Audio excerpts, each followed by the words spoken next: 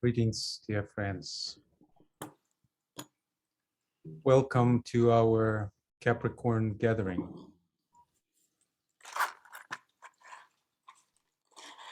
This is the top of the mountain time of the year, time when we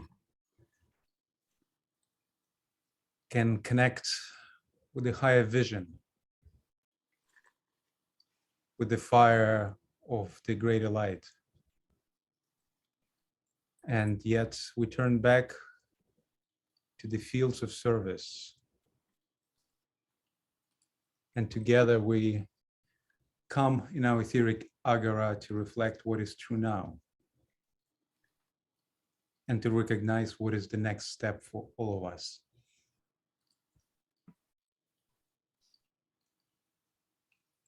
We suggest to see our gathering, our time together, as a time in our sacred garden, our etheric agora. This is a place where we can connect to the higher vision. And we gather around the fire of the group chalice, group heart. So if you have a candle, please, let's light it up together as a symbol of our group heart, group chalice. If you need a minute to fetch it, please do it. And we'll have a silent alignment. Just let be in silence together. Maybe go through the videos of those who came today. Let's meet each other through the eyes and through our group silence.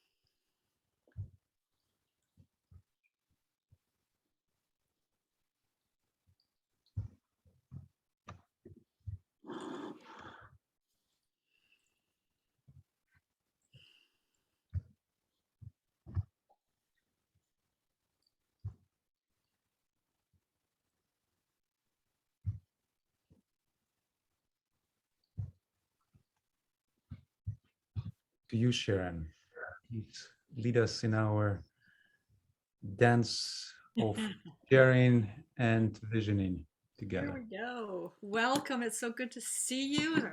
Faces I've seen, and some new faces have come through. And if you are able to be on screen for at least a moment, just so we can really visually, we don't get to see everybody and be in presence. So if you would be willing to be on screen and just make sure you see everybody and smile a welcome to them. It's good to see you all. Welcome. We have a really interesting conversation coming up today. We had a pre-chat with Malvin and Emad and Michael, and one of the things that we've wanted to do in this group and it is to approach some difficult topics or topics where we're not all conversant and professional and experts. And I think this is going to be one of those. We have Malvin coming from a tech background. You read the bios. Emad coming from kind of world background, I guess, and Michael coming from an AI from Silicon Valley originally. That's just a little bit of piece. So we have very different perspectives on what is true now, right now. I was listening to a podcast the other day that was talking about what happens neurologically when we get fixed in our thinking, in our opinion, in our position, where we say, this is right, that can't be right, they're crazy, they're whatever, they, and I've actually, this can't be right, I've got figured it out. When we get fixed and are unable to listen, as Rumi would say, beyond, Claire, what is it? Beyond? Beyond right doing and wrongdoing, there is a place. I will meet you there. And I love that. And I also notice, know we all can pay tribute and maybe lip service to some of these beautiful quotes. But here's what happens neurologically when we are in right and wrong. Our prefrontal cortex stops working and we go into the amygdala. And from there, we can't see another person's point of view. And it prevents what's happening, what we call cognitive empathy, which is like an agora or a salon, the capacity to really listen to all, be open to new ideas. And instead of saying, that's nuts or that's wrong, say, that's interesting, tell me more. So I invite us all to stay in cognitive empathy and in the prefrontal cortex. And I hope we actually have little bumps of new ideas. So with that, we're going to ask each of our guests, Michael, and then Malvin, and then Emad, to go for 3 or 4 minutes to kind of give their perspective about what is true now. And I will be Saturn. Michael, welcome. So good to see you. And you're muted. All right. Now I'm unmuted and my sound's good, right? Okay, so I kind of prepared a presentation, which I'm kind of going to shoot through, and it starts from a broader perspective and then digs down to current events.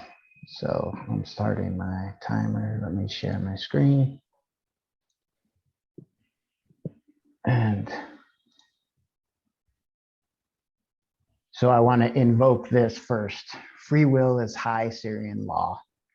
Impediments, coercion, or manipulation affecting that free will is counter to the divine plan. I invoke and activate that free will. Clearing and transcending karmic weaves and aspiring to the plan. We need to transcend fear, aspire to unity, and hold an open mind, feeling into issues of today for ourselves and activating this will and synthesizing pure reason and knowledge, as well as reaching towards the full actualization of real-time intuition. We aspire to be for the divine plan, not against, not that is. That's a lot of time already. So, kind of talking about what Sharon just talked about, I wanted to talk about frequency manipulation, generally speaking. I think a lot of fear today, and these are like oversimplified frequencies, gamma, beta, alpha, theta, and delta. Theta and delta are meditation frequencies. Beta is the most targeted for mass control. So, over the last 2 years, we've just been existing in beta, and most people have succumbed to it. And I thought, conflict is a reaction to out of sync or foreign frequencies, the othering. And when we stand in between the objective and subjective frequencies, we're in that sovereign state, which is the divine frequency. Next, mental colonization. Same types of tactics are being used right now: division, force, financial warfare, psyops, dark magic, to basically do exactly what what colonizers did before, and that is extract human minds and basically take over minds. And so these are, some things that actually are connected to that,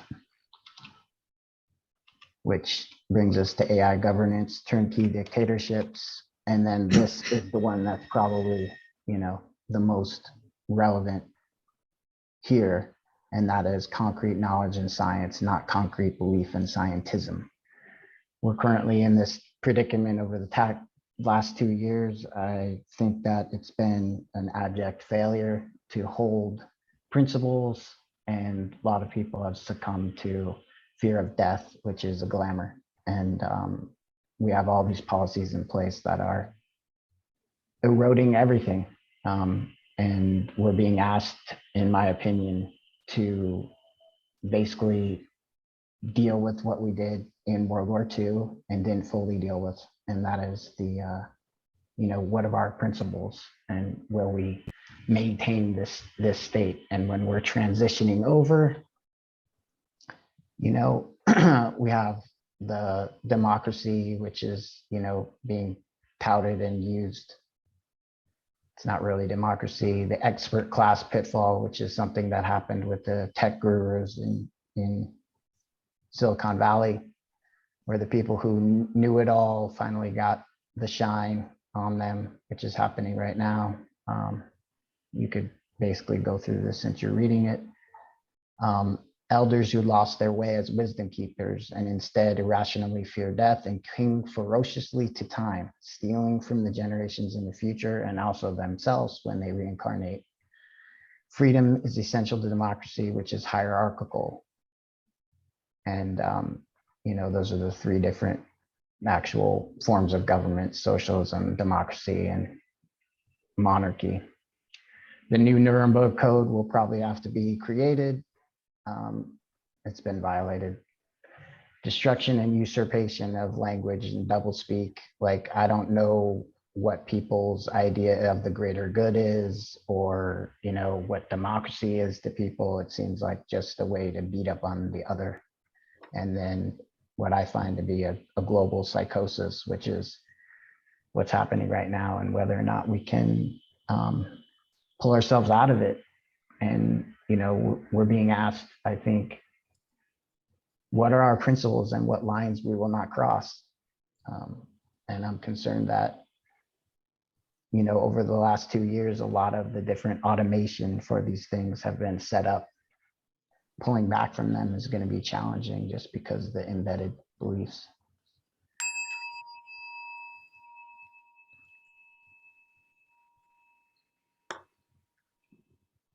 Thank you, Michael. Okay, there's a ground to start. Malvin, please, welcome. Good to see you again. Good to see everyone, actually. Yeah. Well, as we know, the world's in kind of a mess right now with the massive information, misinformation, disinformation that we've been bombarded with. Much of it's been a cover for other things. So to begin, we go back to the end of World War II, which was won by the Allied powers. The Russians defeated the Germans, the Americans defeated the Japanese, so on and so forth. Since then, we've been getting indoctrinated through the history written by the victors.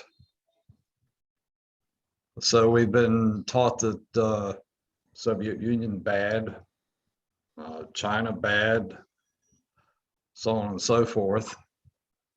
But it comes down to, again, what is true, what is not. And to understand what is true, what is really happening behind the scenes and what is pushing all this forward, we have to go back to the true historical records and put ourselves in the place of these nations that have suffered grievously over the past century. The Europeans have suffered very much through the World War. The Russians have suffered through the whole century, first through the wars, and then through the collapse of the Soviet Union and the introduction of neoliberalism into their nation. They've since pulled themselves out of it. The Chinese have gone through extremes of poverty and much suffering through World War II. They pulled themselves out of it. It's these nations that suffered they have suffered that are teaching us a lot about what is true and what is not.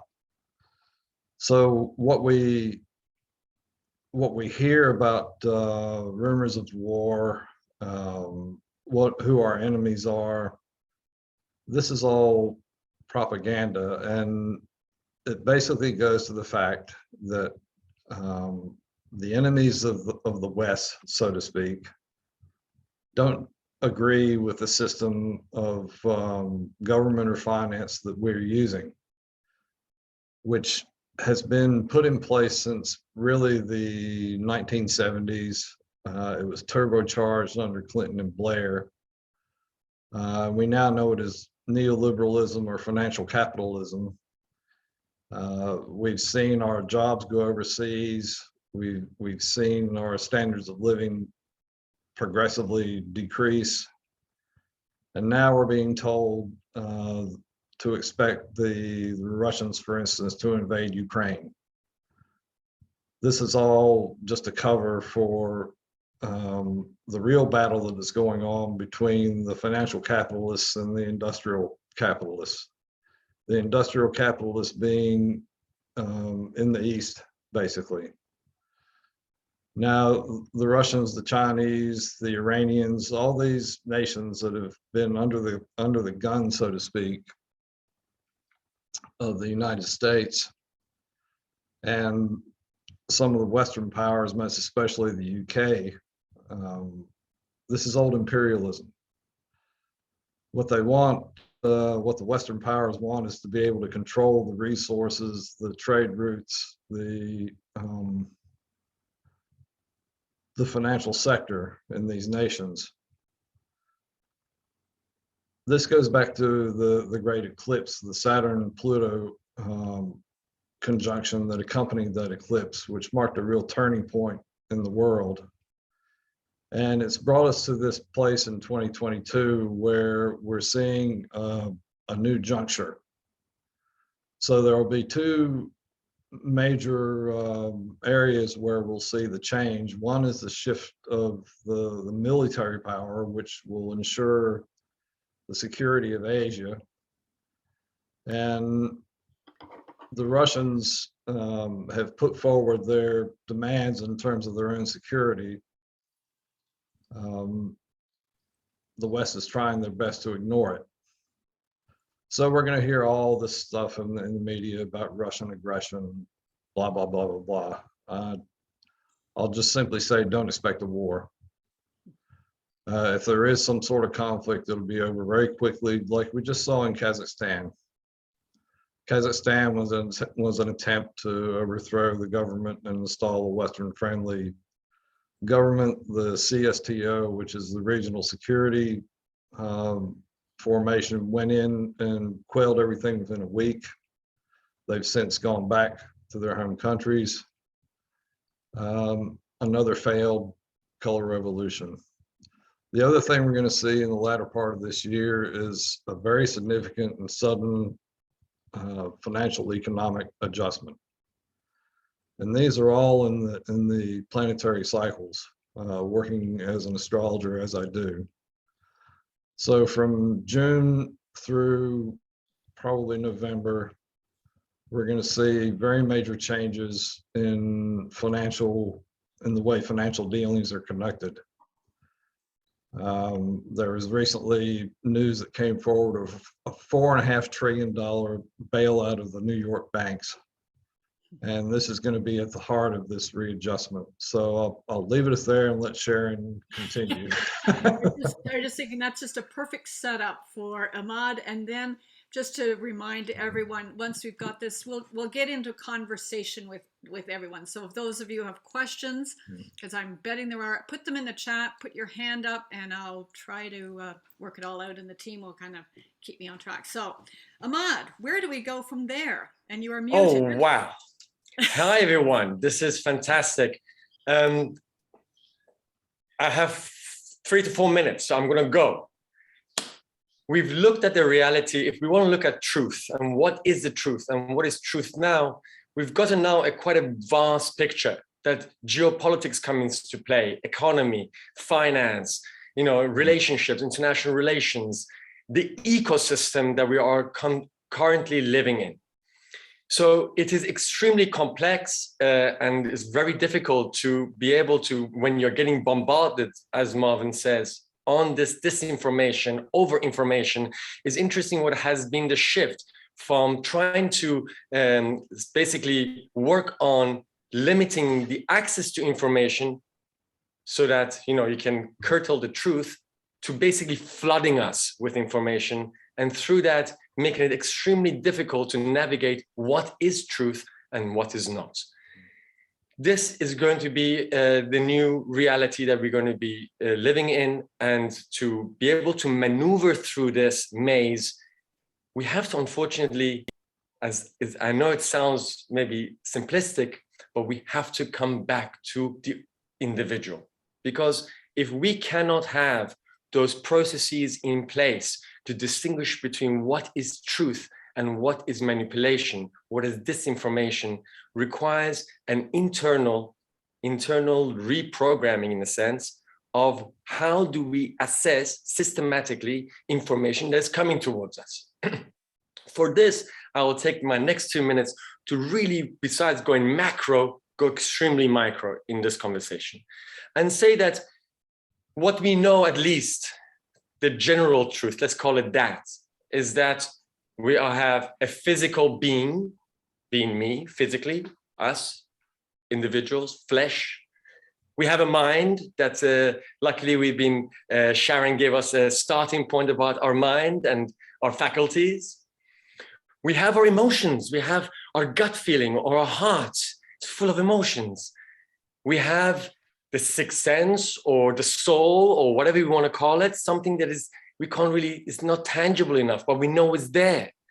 And then we have the connector that then gives us a sense, a taste of the divine, and the divine can be whatever you want it to be called. If we assume that these 5 things are real to us and are the truth to us, to understand information that is being flooded through us has to go through different prisms and placed in a right order, like everything else in our planetary system. It's in harmony, is in equilibrium, is in order. So by looking at these 5 elements that we have, then we have to see the divine knowledge and wisdom is boundless, is infinite. That through a little cord is connected to our soul. That soul takes that wisdom and flushes it inside us. Here is the important part. Does it go through our heart first? Does it go through our mind first? Before then it manifests in what we think, what we act, how we then do it in the physical world? It's so important to first have this raw material hit our heart. Because in the heart is irrational. The heart is emotions. The heart allows it to be contained at least within us. And then for us to use our faculties, our different parts of our mind to interpret that information. So in everything, we need an interpretation of information, and the interpretation of that information will then become a valuable knowledge that then we can actually then decipher and use. So the interpretation then of the emotions and the knowledge that this heart has received through the soul that then is connected to the divine, the interpretation, then the mind can come into play. Then it will try to rationalize it, tries to open up to ideas and what does it mean, give you a series of options. At that point, what is key here is that the interpretation of the mind, of the emotion and the wisdom that the heart has received must run through our principles. And here again, we should fall back, not to reinvent the wheel, but to go back to the principles that we know are divine laws or divine sort of ballpoints or recommendations on how we should look at things. Then, only then do we then see what is true and what is not. Because if we actually interpret it through the values of compassion, of unity, of our coexistence between our brothers and sisters, but also our environment and our ecosystem, do we do harm or not? Is this information trying to control me or set me free? Is this information based on someone trying to put power on me or take away power from me or give it up? So here, from all of the conversations that we're hearing, is that the basis of this information is those who are seeking greed, power, and profits. And so we got to then say that information that is then truth is based on compassion, on love, on unity. And if this prism is then used, then we can be able to distinguish between what is disinformation and what is information that is truthful. And I hope with that, we can delve deeper inside to be able to know what is happening outside. Thank you.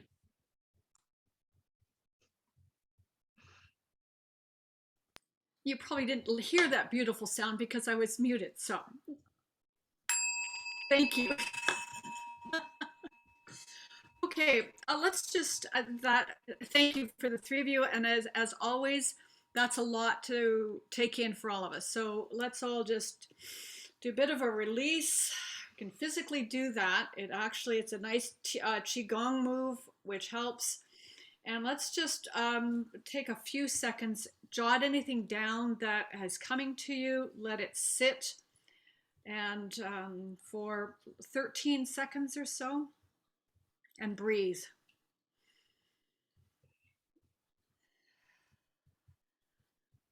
Particularly deep exhalations.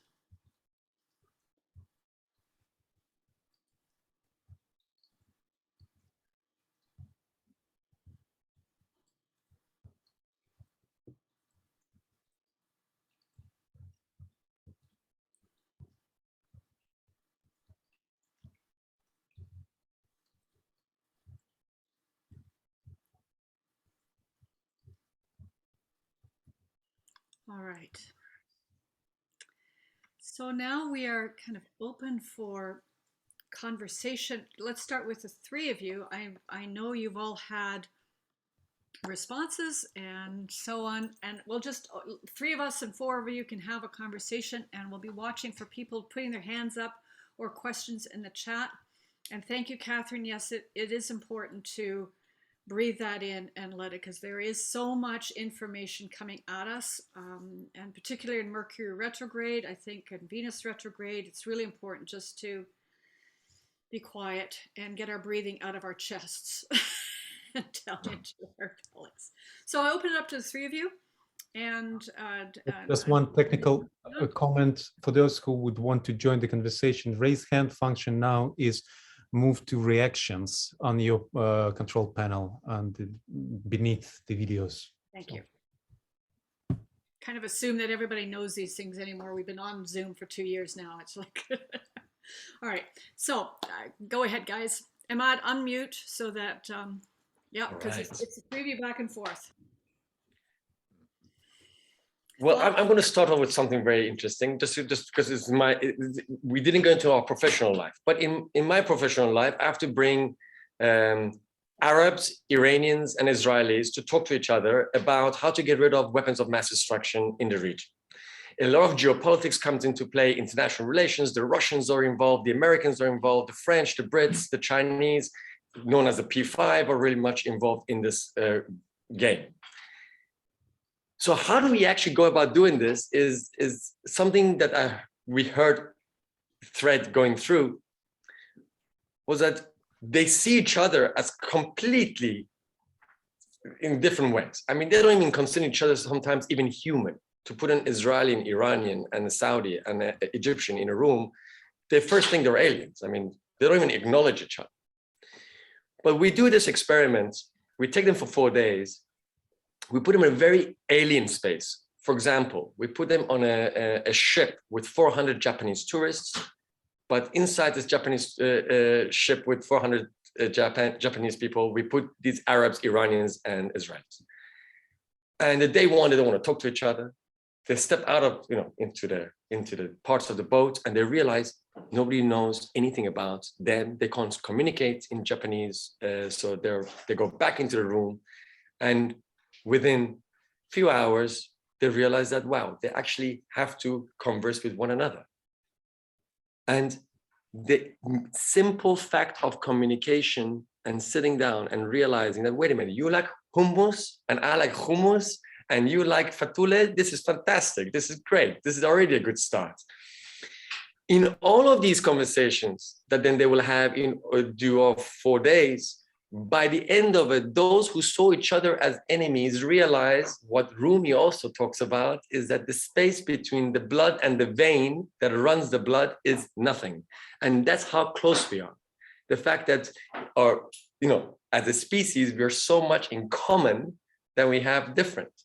So it's important to build that bridge and to actually communicate the most simple thing, that if you're breathing and I'm breathing, that if I'm human and you're human, oh my goodness, there is a possibility we actually agree on a lot of things and we want the similar things for our generation and for the future and for this environment. It may not be necessarily true in all of its aspects, but it's important to say that there is so much common ground that we have to create. And all of this disinformation and what is happening is trying to make us into these bubbles, into these separations. They try and take these atoms and just disperse them. We have to, like a magnet, bring it back together. And I think that's just a message that I want to take to all of us here, that it's important not to give up, because if we can get Israelis and the Arabs and the Iranians to actually see eye to eye, we can get anyone. I mean, we can do far. We can go far. Hummus and fatouche. A lot of fatouche and falafels. Yeah, the thing is, when you put the people of different countries together, not the governments, you get this interchange very quickly. People exchange food, ideas, whatever. Living in Australia, for instance, there were a lot of Greeks and Italians. Everybody loved each other's food, There were Iraqis there, but they tended to put them off in faraway places, so there wasn't much interaction there.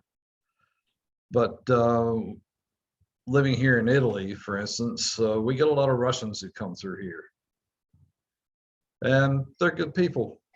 We have a very good family friend who is from Ukraine, and Ukraine's in a terrible mess right now. But she's salt of the earth, the finest person you could ever meet. So I think one thing that would really help would be to have cultural exchange between nations, so that the people at least understand that we all want the same thing. We all want a future for our children. We want to be able to leave something behind. We all want to live moderately in terms of prosperity. In essence, I've been to China, I've been all over the world, and people are basically the same. It's the governments that are the problem. It's the people who want the influence and the power that are the problem. And these are the people we need to get at the table, and with the public holding their feet to the fire, to get these changes in place.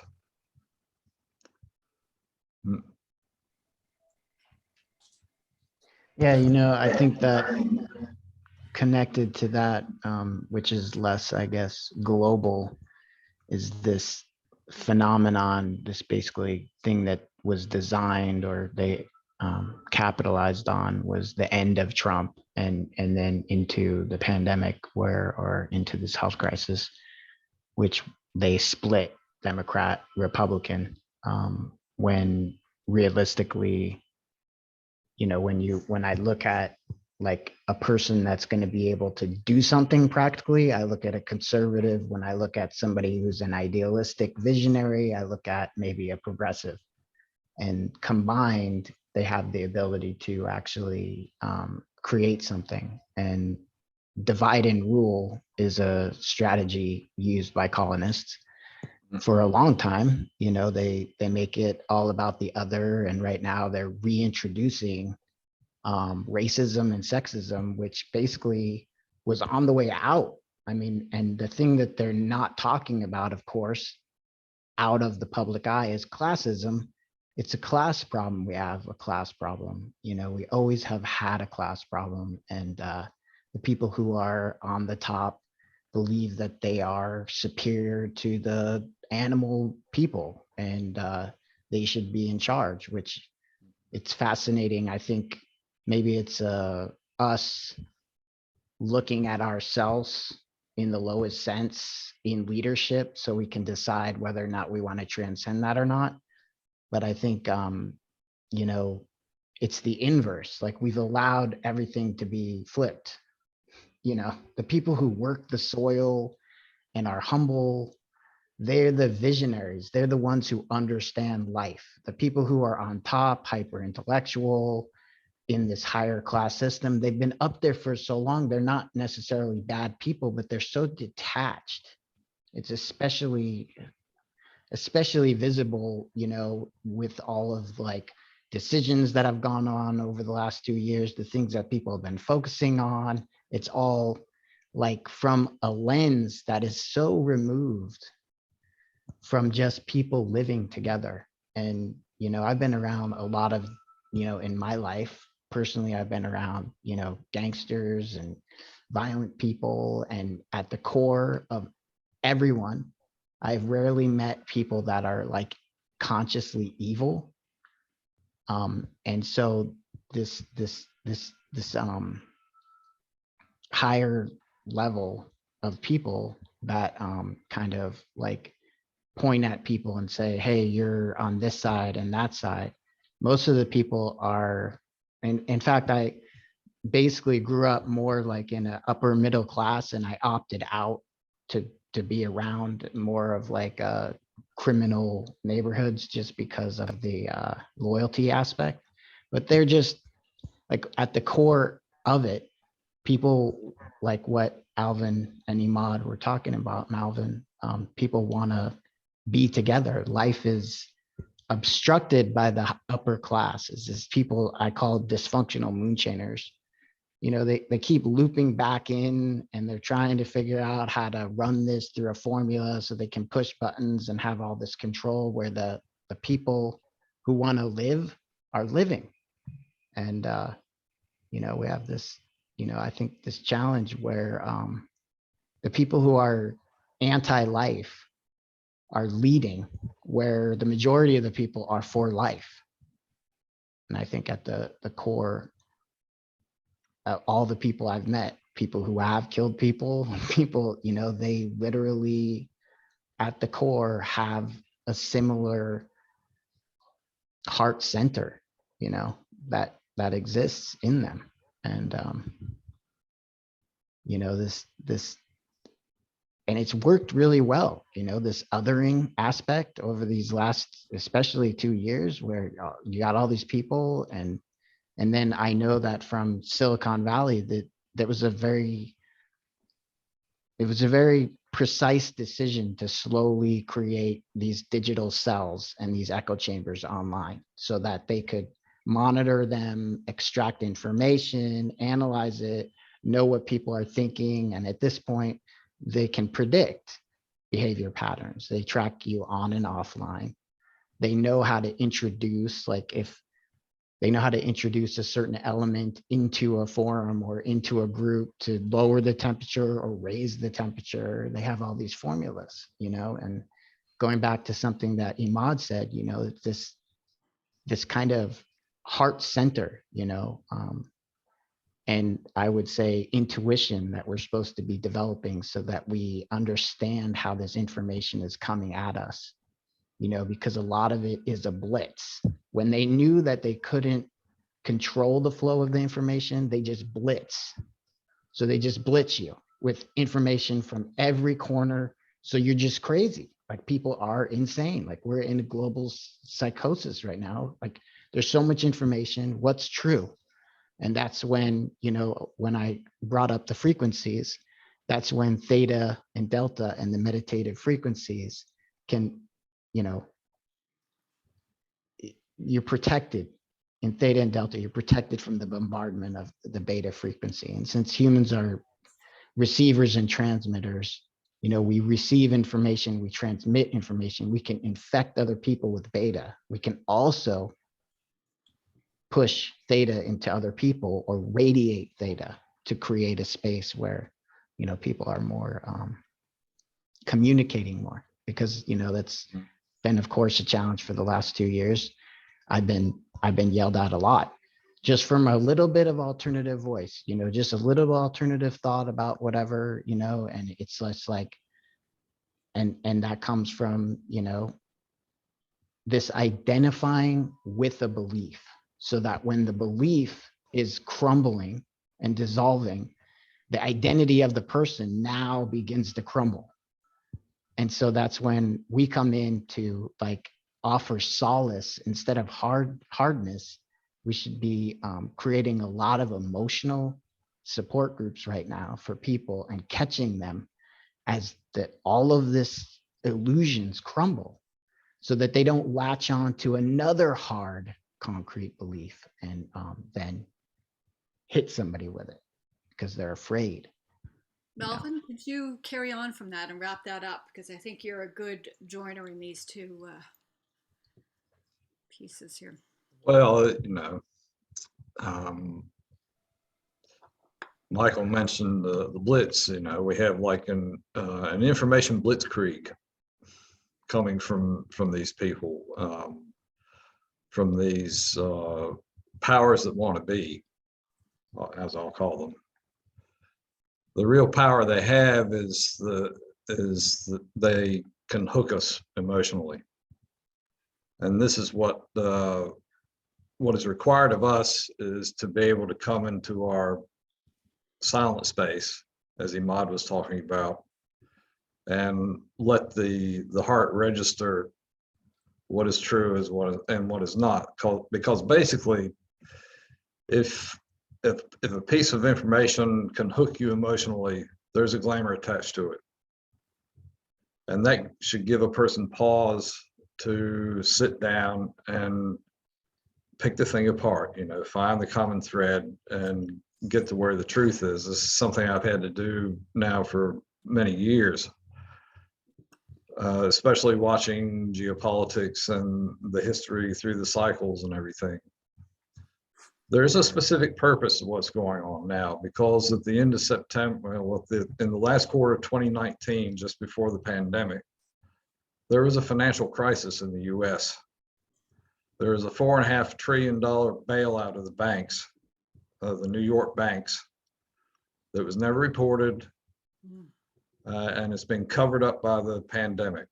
For instance, they blame all the economic trouble we have now on the pandemic. Then you had the January 6th thing, which has been, you know, the crisis at the Capitol. And all this does is to keep people in their little tribes. Instead of people saying, you know, maybe Trump wasn't so great, maybe he wasn't so bad, maybe Biden isn't doing such a good job, you know, he's not the country's savior. Instead of seeing personalities in the leaders, we should look at the policy and what is actually working out, because we know deep inside that things need to change and they just aren't changing, at least in the West. And then we turn around and look at countries like China that are going great guns, you know. They've had their best year ever in terms of the development of their society, their security. Same with Russia, you know, Iran's making inroads into various other countries. They just signed a deal with Nicaragua, of all places, looking at joining their economies together. So, no, there is this sort of interfacing that's happening, and it's being forced by the emotional and informational overload that we have, the constant stream through the media that we have, that such and such is a threat, especially in America. America is a very insecure country, especially in Washington, because they see what's happening, they see their power collapsing, and they know, the people in the know, within the Beltway know that the US isn't number one anymore. And this is causing a great upheaval. We're going to see very great changes across the West over the next few years. We're going to see changes in Europe. There was just a treaty signed between France and Italy, for instance, called the Quirinale Treaty, which stands to actually replace Germany as the major power within the EU. So, and this was brought on by the AUKUS deal. There are so many examples we could look at, but the fact is, going back to something else Michael stated, is that these people are disconnected from reality, our so-called leaders, because they live in their own bubble chambers. All the different NGOs and think tanks scattered throughout the world, and you hear the same sort of policy droned on and on: freedom and democracy, human rights, how other countries should behave rather than leaving countries sovereign to solve their own problems. And then in the East, you have win-win instead of zero-sum. We see that it is all very, very complicated. We're also going to see something else I should have mentioned, is a shift in public opinion this year. And it's going to revolve around the crisis that's developing between Russia and NATO, and then the economic adjustment that's going to happen later in the year. I won't call it a collapse, but it is going to be an adjustment. So I'll end by saying, with all the information we're bombarded with, set it all aside, feel what's true within ourselves, and live by example. Because the best thing we can do for everyone else is to be a good example. I'll end it there. Perfect. What a beautiful way to end that. And obviously we could go on for a while on this, right? And one of these, that's just where we are. So let's just take a moment to breathe again and get our breathing down. You might want to quiet what we'll do now. I think we've just changed the timing a bit because this has been so rich. After a moment of breathing, I think I'll do a little bit of flute music to help open the heart piece, and then we'll have a little bit of silence. And Malvin, when you sense it's right, if you would take us into a meditation, and let us know when the meditation is finished. And at this point, if you'd like to turn your screens off and just go inside and reconnect inside, that would be great. But please, let's take a moment to breathe. And then I'll pass it over to, I'll play some music, and then Malvin, you take over when that's done. That's right.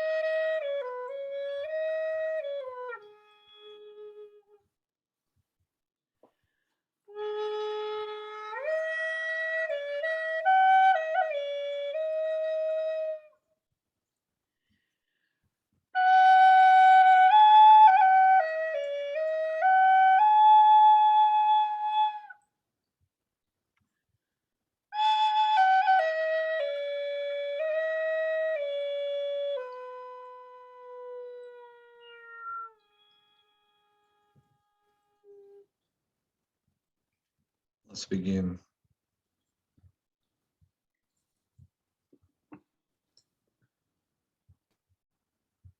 We picture ourselves in a circle on a high mountain plateau. And we create a sense of a container or a mandala. We take a moment to visualize this.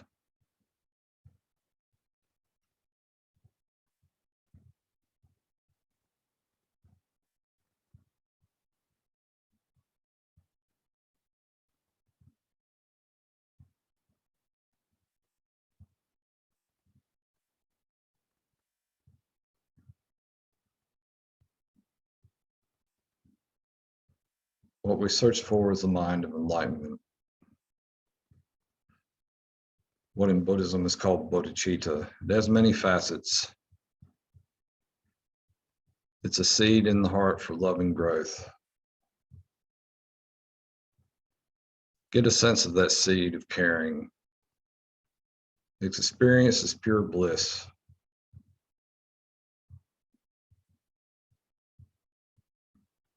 We take a moment to go into the heart to find that blissful point. Casting aside the cares of the world, the running around of the mind, breathing into that space.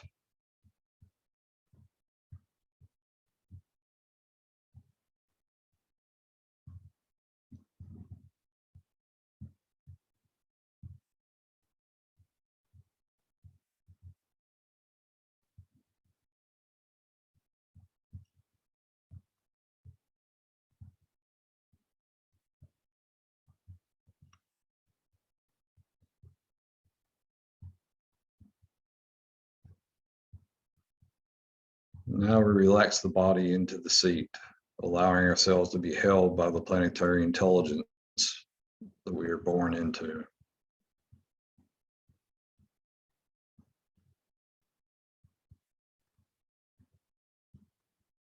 Feeling the connection with the earth.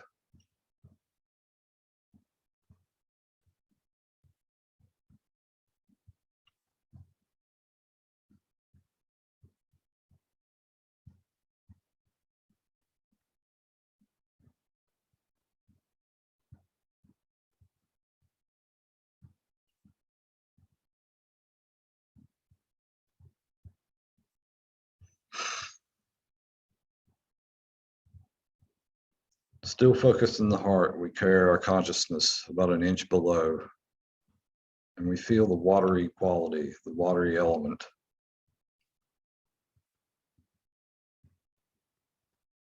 We allow the mind of enlightenment to be watered and to be fed by that water.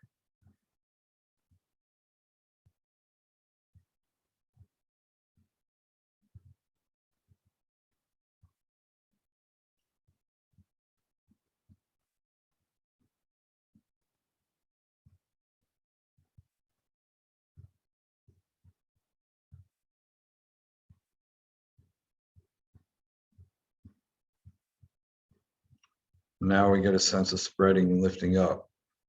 We go up higher into the chest, where we feel a sense of higher aspiration.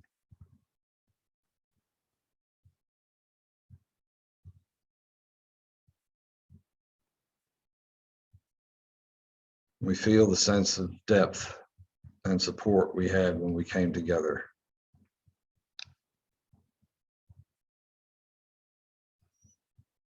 We sense the quality of gratitude and our common aspiration for being together.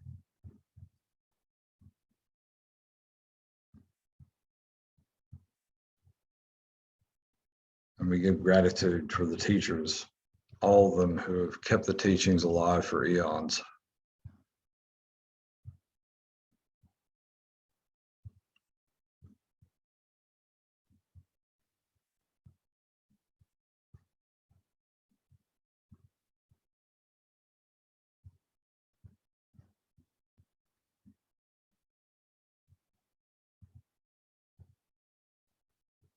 We come back into a sense of the body and the heart, feeling the depth and the height. We see ourselves again on this plateau, beautiful and serene. And now we get a sense of holding hands within the circle.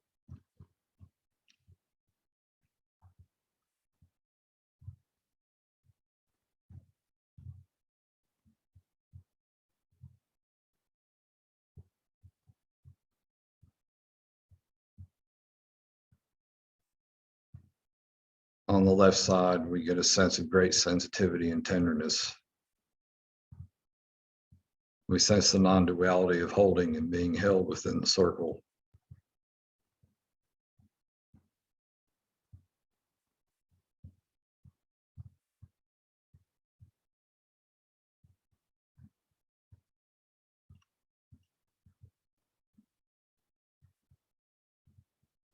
Then moving to the right, we get a sense of stability and protection within our collective being.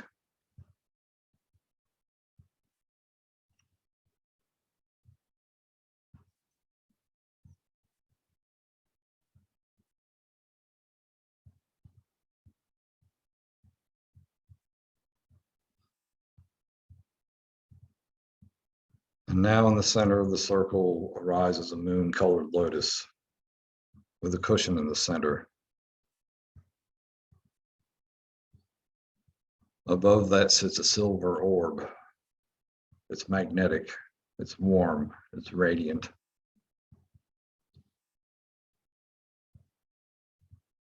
We allow that orb to radiate whatever wisdom is appropriate for the moment. We feel the sense of refuge and safety within the field of the group.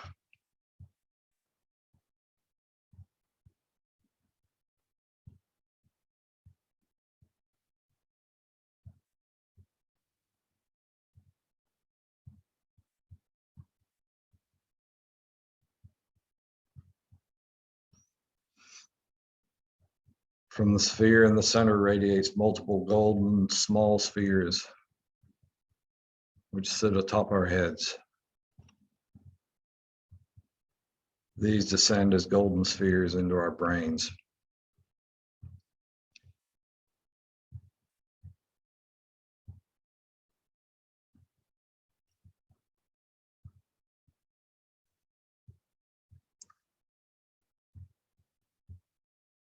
This is our connection with the universal wisdom. That golden light expands within the head.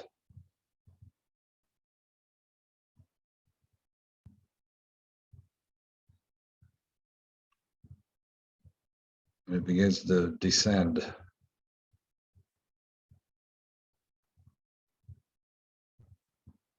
Ever expanding until its center sits at our hearts.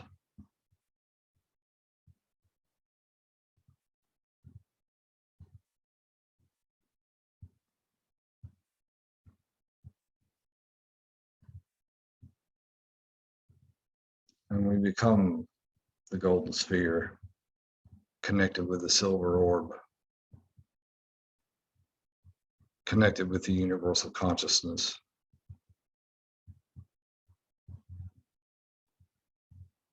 We experience the mind of enlightenment.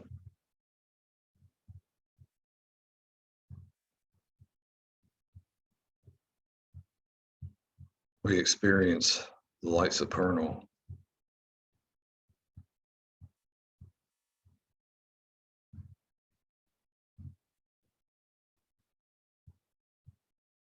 From here, we sound the Om 3 times.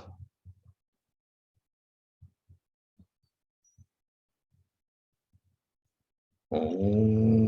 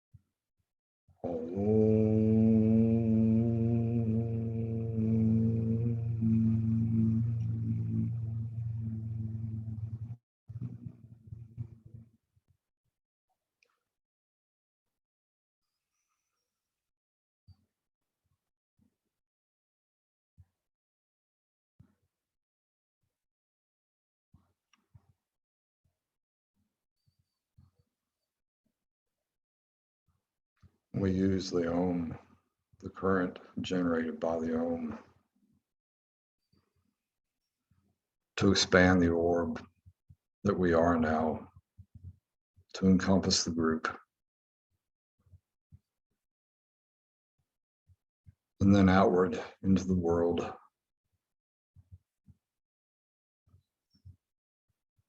Carrying our unique wisdom, our part of the universal, to all who will experience it.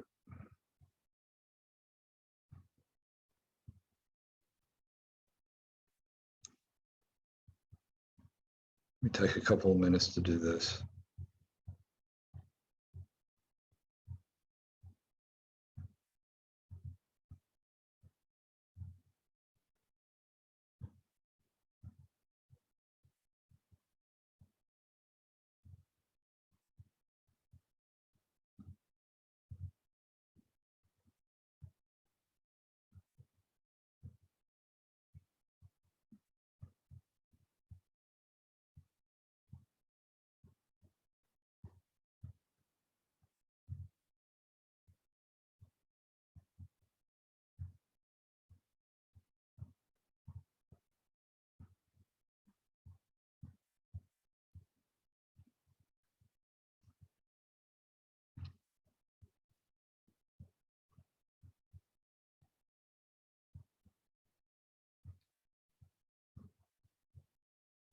In doing this, we realize our own individuality. We also realize that we are all one.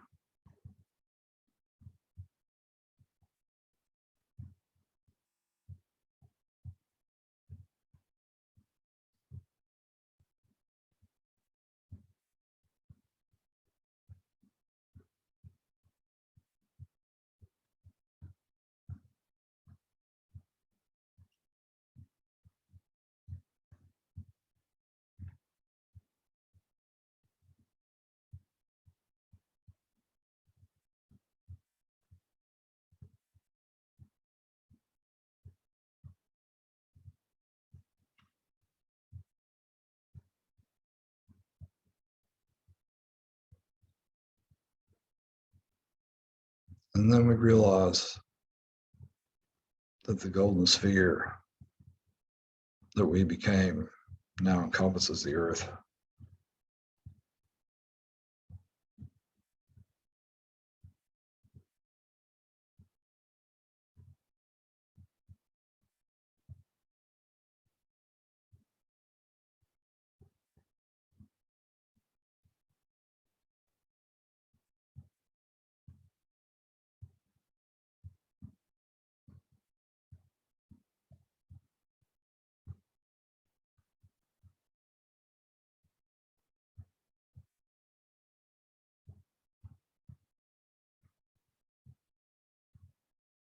And then slowly, we begin to come back into the group.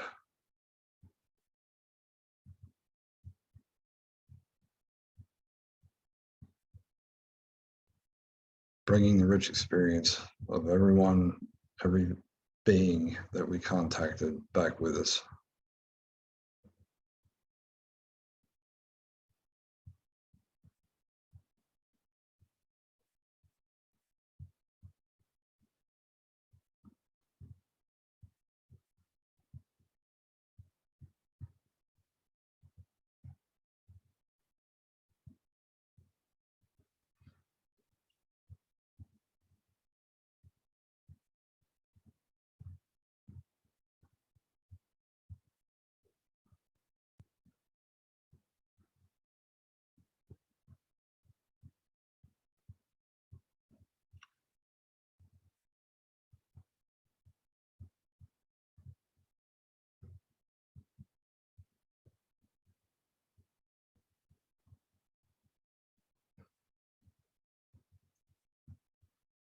And as we return to our circle, we give great gratitude for our experience.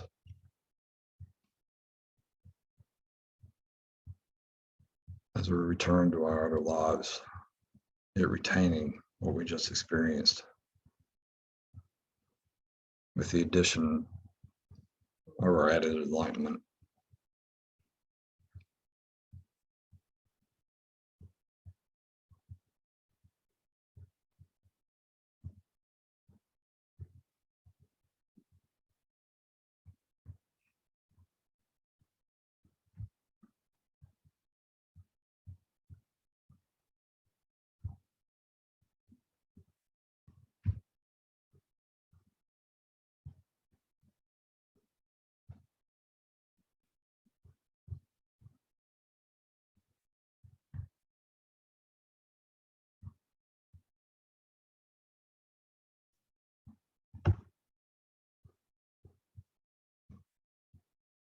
Thank you, everyone.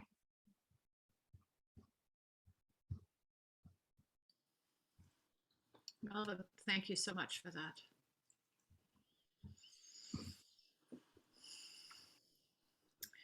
So we can release.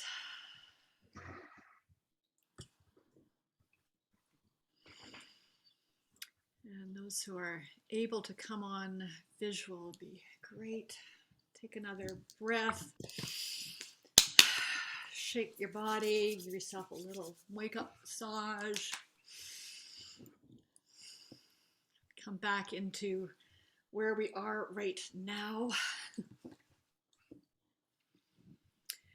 So we've been experimenting with breakout rooms and thinking about this, and I think, and I've just checked with the group, I think we're going to stay in this room because I think the richness is really full here. If that's okay, and again, put your hand up if you have a question, but if anybody's like me, they're just kind of, I just need to listen to this and breathe this in right now and see what's what. But we have now moved on to the next piece, and that is, what is the next right thing?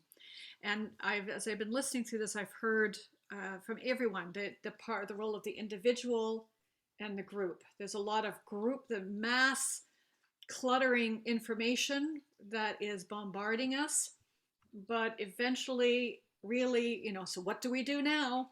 It comes down to us first as the individual and what we do. And who we become and within that group, because we can't do all of that. And, we can't deal with all of that, but we can deal with ourselves. So Emad, just as we go into this conversation with Michael and Malvin, Emad, can you, the three of you, just because we're time limited, consider one perspective, and if you have a practice that we can take with us that will enable us to grow our service, one would be great, because we just don't, have time. So there we go. Emad, please. All right. Thank you, Sharon. And thank you, Malvin. That was fantastic. I wanted to stay in that world for a bit longer, actually. This is wonderful. As we've discussed again, and thank you, Sharon, you brought it again back to these two key elements, the individual and then the group. And here the group is not just our other human beings, but other sentient beings. It also encompasses the environment, the ecosystem that we're living in. So that information that is bombarding us is not necessarily always just through the established structures of power and so forth. The diversity of information comes from many sources. Mm-hmm. So I think it's important to not be also too pessimistic in terms of imagining whatever is coming to be terror, and whatever comes is not the truth. And we are going to be in this limbo, and that can make us really freeze and not be able to then process. So other sentient beings, I'm happy to see other sentient beings joining our call today. And it's important. They give us a lot of messages. They give us a lot of truths. Their truths are less muddled through the greed, power, and profits that we've been discussing here.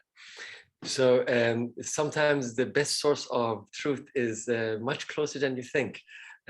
So keep that in mind. And the second thing is that if we are going to go through what I was discussing, the prisons through which we can then decipher the information that is coming into us and then interpreting it and taking that interpretation and then making an action on that information, it is key for us to then decide what within us, both on our spiritual level, but also in our professional lived experiences, provides us some form of critical thinking when it comes to key issues. So yes, not everybody is going to wake up tomorrow and become a geopolitical expert in one region of the world or the other. But the access to identifying key individuals who then can provide you that information is important. So we go back to a very Persian thing that the Iranians used to do back in the day, and Sasha is one of them, is to have wazirs, to have advisors, sages, whatever you want to call them, that are actually very good in specific domains, that have expertise in those domains. So again, it comes to the connection between the individual and the group. Some information will come from other sentient beings. Some information on other realities that we are facing will come from our dear friends, from colleagues, from our networks.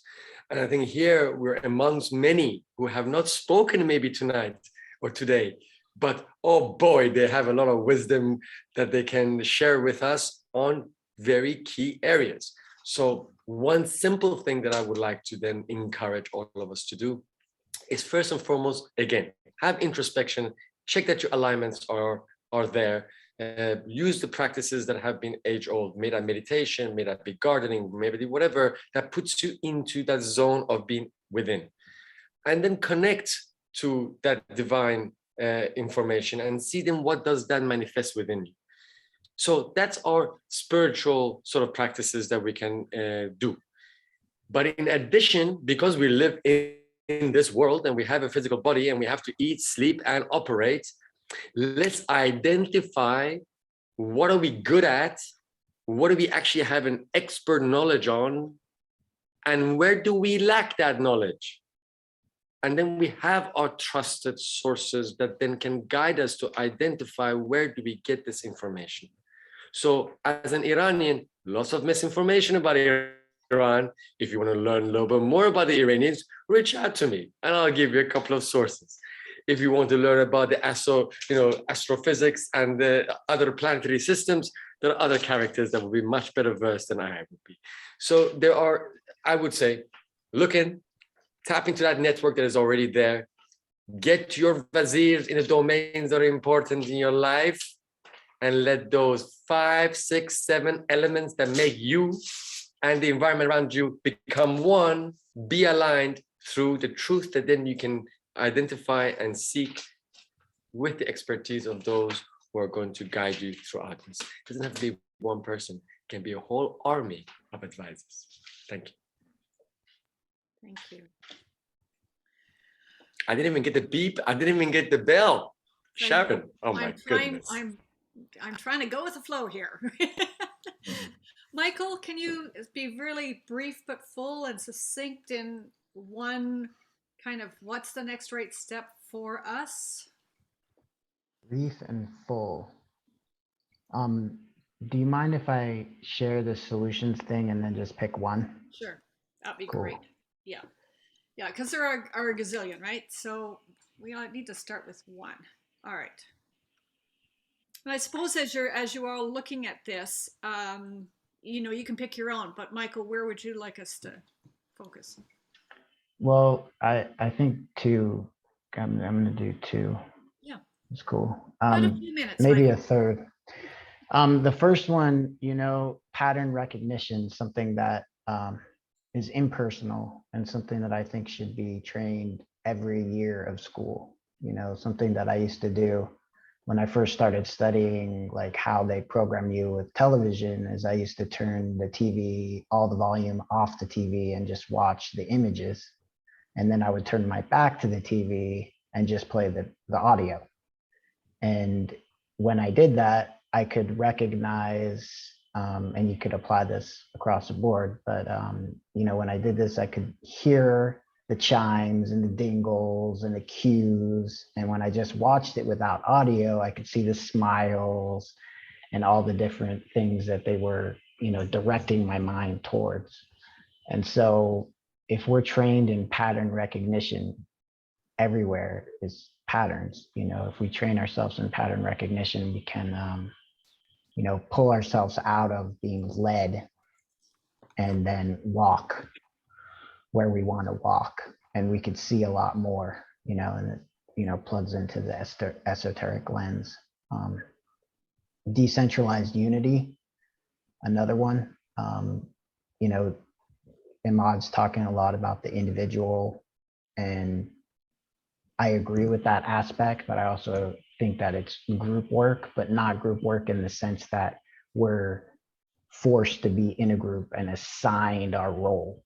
You know, we anchor ourselves in that individual, you know, creativity or whatever we are, you know, but consciously choose to collaborate, which I hope, you know, this group actually right now actually grows into some collaborations. I'm actually starting, you know, just a plug, I'm starting a C group on this month on the 22nd, which will be dealing with the frequencies and kind of like seeding AI with a different energy frequency.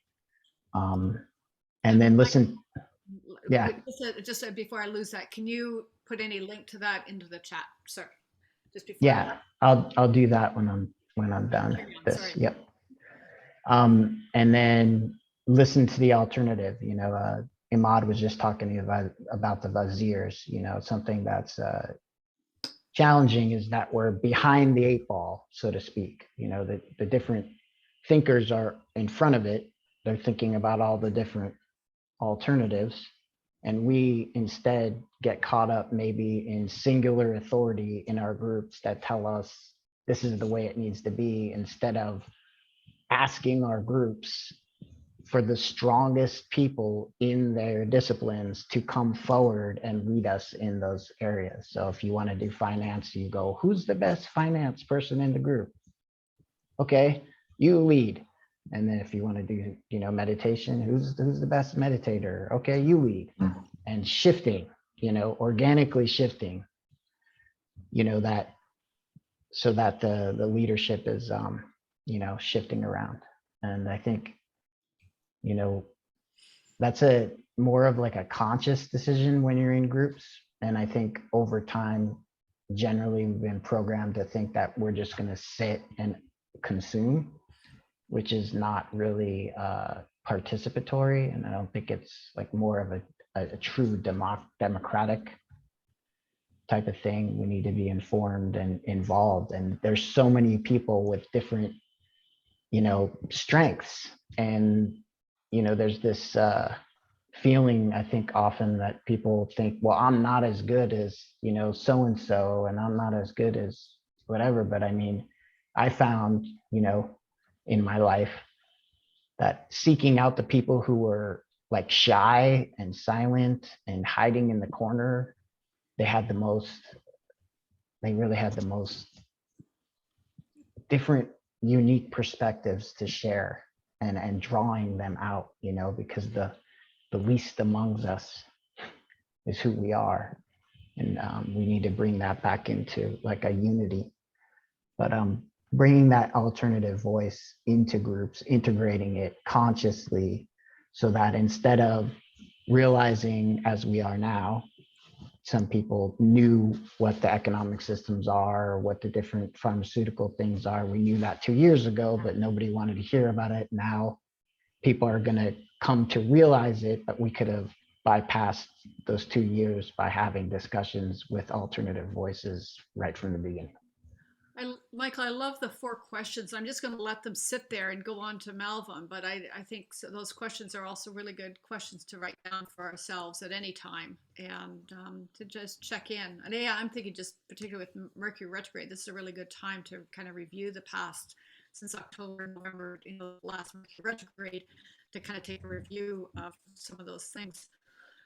So Malvin. One quick comment, Michael. There was a request if you could share your slides, so maybe you can put them on the chat as attachment that people could have access. Thank you. Thank you. Yeah, Malvin, can you? Actually, before you do, could you just do a very brief astrological? You did a little bit of things just to give us some places to hang. Sure. Yeah.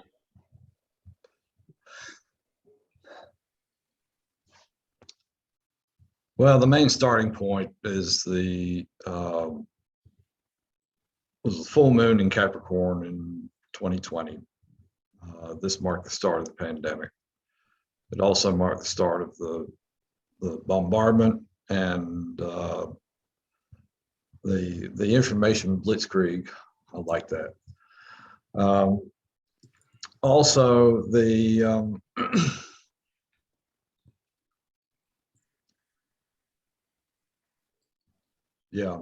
it marked major shifts in the world order, which you won't hear about on the mainstream news because it doesn't favor our mainstream publications. There was I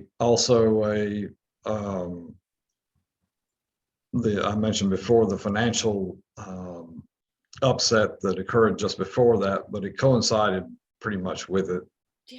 And it marked a definitive sort of shift in our capitalist order, because Saturn and Pluto in Capricorn is like the end of one era, the start of another. So what we're going to see over the next decades is the acceleration of development in the East, and a period of I won't say regression, but a period of serious questioning across the West.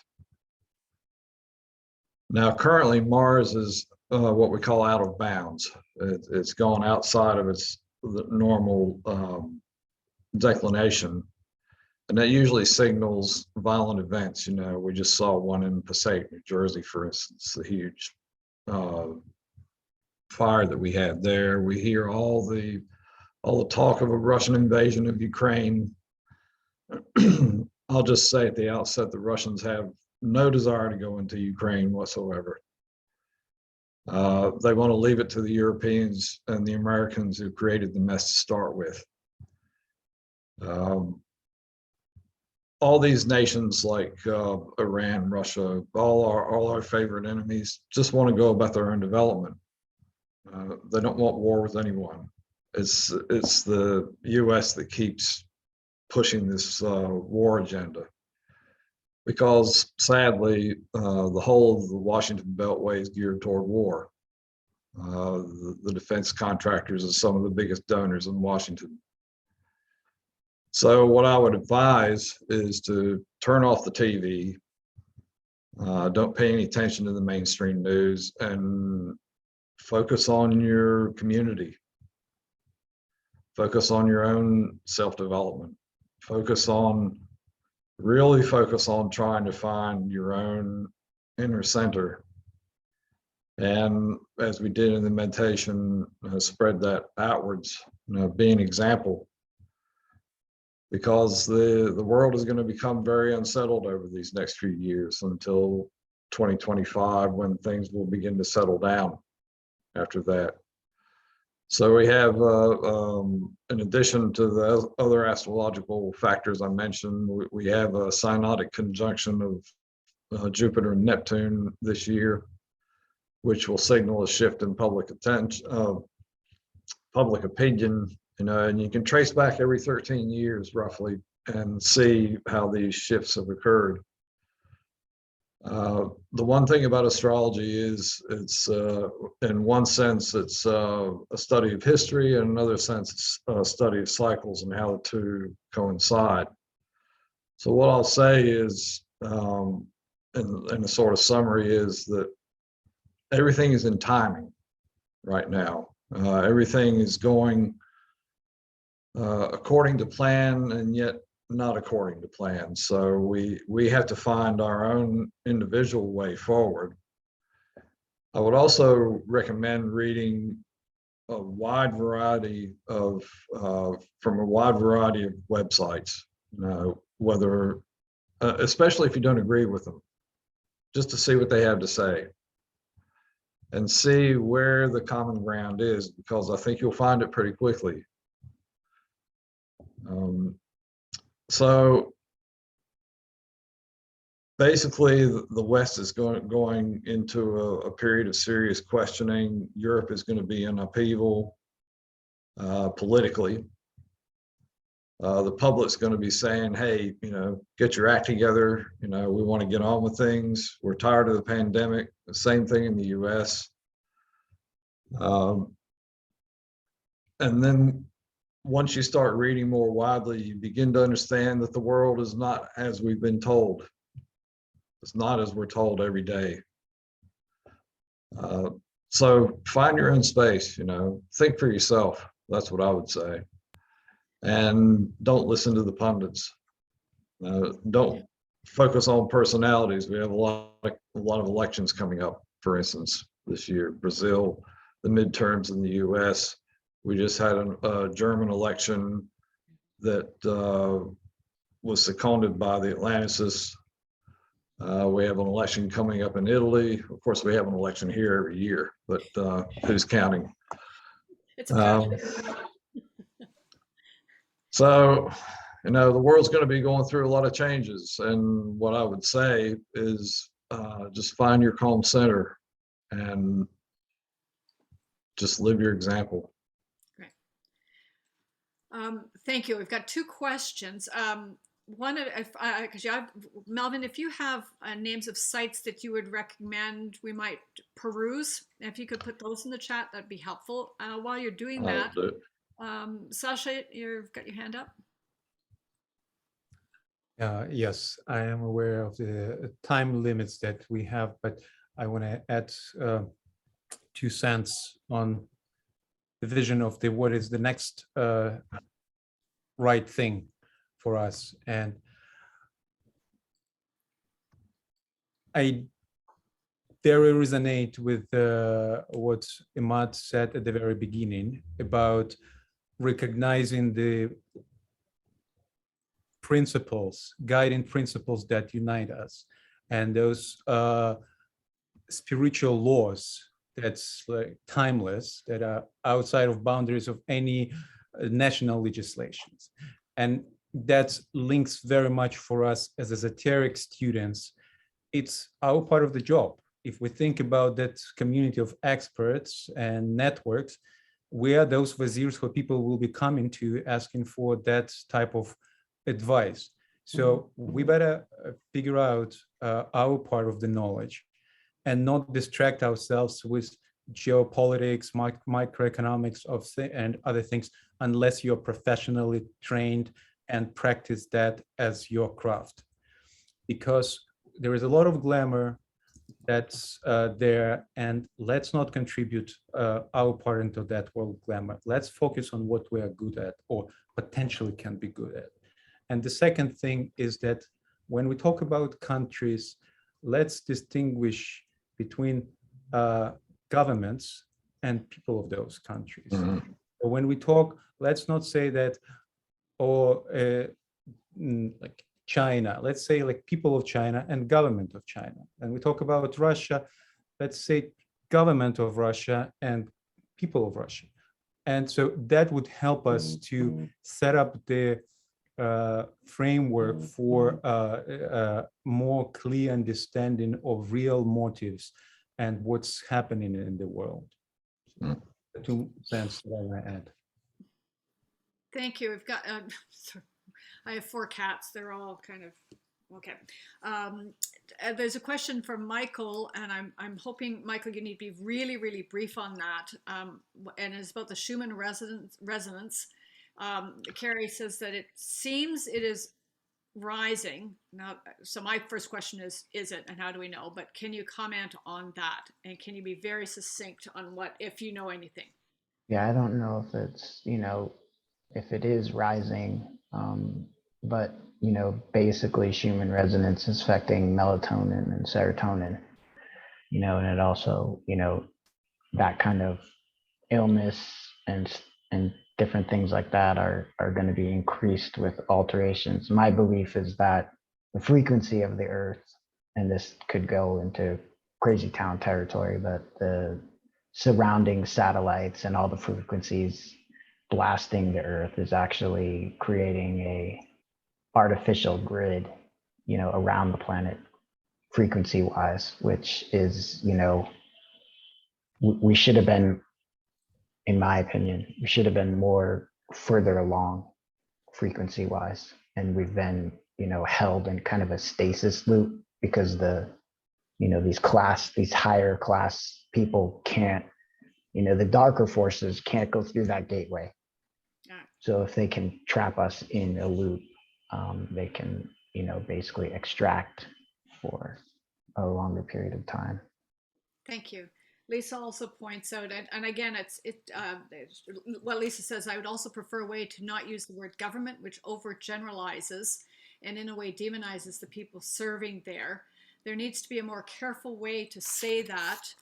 To say this, I don't know what it would be, but I want to get that idea out there. And she just people serving with selfish motives in government. Maybe that's a suggestion. And I would extend that just to generalizations in people, generalizations in general about those people, the higher people and the lower people and these people and that. I think that's a point we all need to kind of pay attention. Emad, I can see your brain going.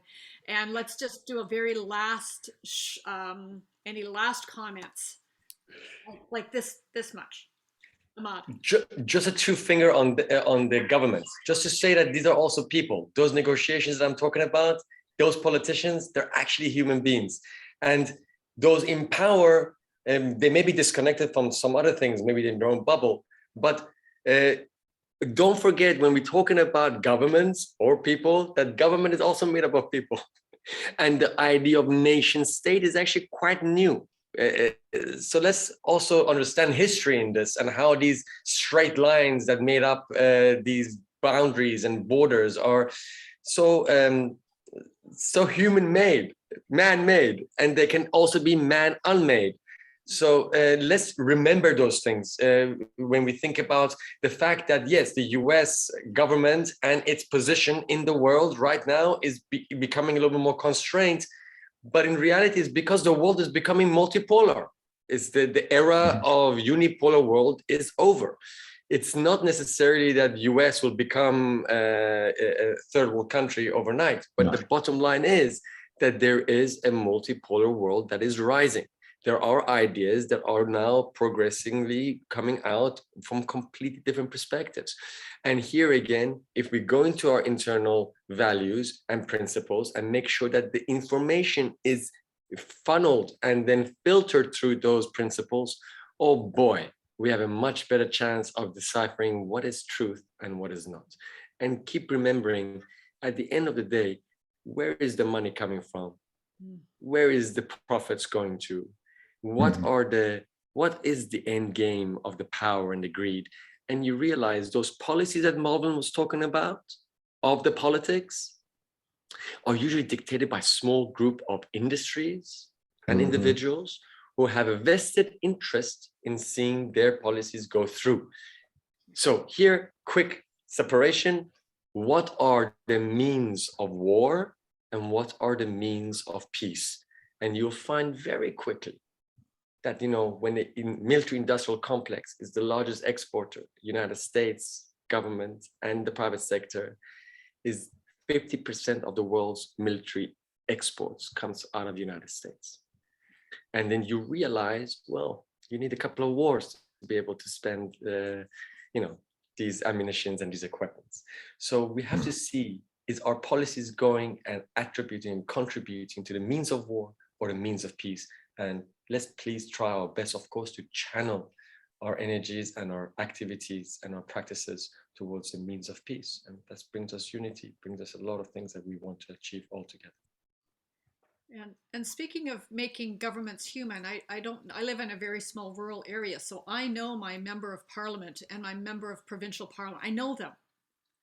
and I would, you know, and they're not of my political party, but I like them and they do good work. So I would, you know, on a very practical purpose thing, go out, meet your member, whoever is representing you municipally and regionally, and meet them and talk to them.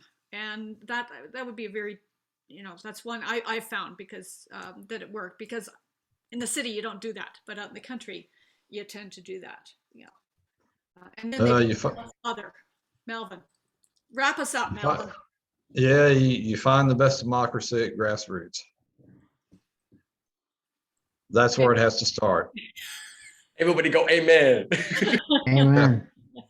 That was the original intent, you know, local, state, federal, Exactly. not federal, state, local. Exactly. It's been flipped, you know, Yeah. if we had local governance again and we had those, you know, people gathering and taking interest, though. I mean, part of the thing is people in general taking responsibility to get informed and involve themselves in their governance. Yeah. You know, because I mean, what's happening now is not just some symptom of the problem. We dropped the ball. We should have been paying attention more. We should have been more involved, you know, on all levels, you know. And when they came out of the Constitution Convention, they said, what government we have? You have a republic if you can keep it. If you could keep it. And I'm going to finish with two comments in the chat for the recording. Claire says, thank you, Lisa. Yes, to careful ways of expressing these and other differentiations. Labels can be inherently problematic and othering. Catherine says, no accident that the top 5 defense contractors for the US earned a 1,000% financial return over the past decade. And with that, very optimistic. would you just put a 1 in the chat or a yes in the chat if this has been valuable and that you've got something to think about and perhaps another perspective upon which you can act. Yes, 1. Could you just take a moment and, yeah, thank you, Jeffrey. Yay. We like being useful and practical. Michael, Malvin, thank you so very much for coming. It's been a very rich and full discussion. It's all kinds of exits off into how many other worlds. Of course, we could go on forever. If you've brought your candle, I'm going to turn this back over to Sasha and for him to close it out. And Michael has put in the chat the seed group first meeting. He's got the Zoom link on there. You might want to screenshot that in the chat, write it down, and if you are interested in that. Thank you, Michael. And Lisa asks, contact information available to stay in touch with speakers in the chat. Yes, like websites. So Lisa, Malvin put his website up as well, just if you scroll up in the chat. And Emad, if you have a contact piece, could you put that in the chat? Michael has also put in a Hearts and Minds PDF and his email. So while you scramble to get all of that, I'll turn it over to Alexander. Spasiba.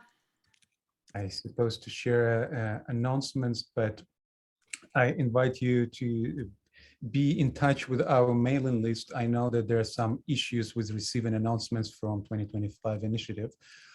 Please mark our email address as primary address in your mail box, and hopefully we'll keep receiving our emails. And also our website and Facebook are the source of most updated source of information about the coming webinars. There will be program on this Tuesday and Wednesday at 7 p.m. GMT Universal Time. Please be tuned, and we are ready to close our garden today. Katya will take us through silence of closing. Yes, and as a last comment, I'll just say that what will be helpful, I think, is becoming sensitive to the amount of life in our life, in our actions, in our thoughts, in our opinions? Like, is it increasing? Or is it being, swiped and spent? As soon as we touch something, it's just like the temperature. Touch something and I immediately know if it's cold or warm. It's the same thing, the amount of life in whatever we're touching with our minds or hearts or consciousness. Is it there or not? So, and as we do that, we closing and we sound Gayatri.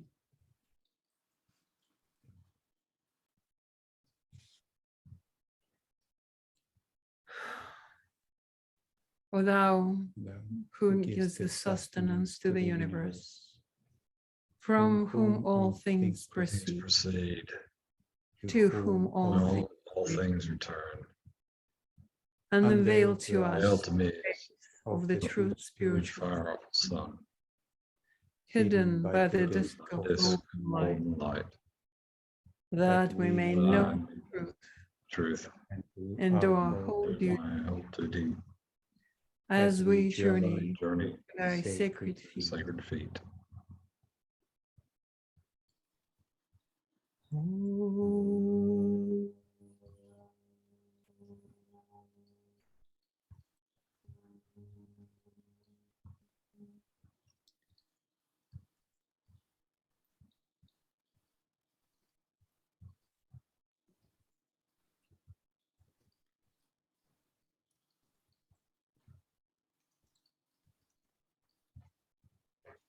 And as the music plays, extinguish our lights, our candles, and remind Malvin and Michael and Emad that you'll be sent a link to join us just after this for a brief moment.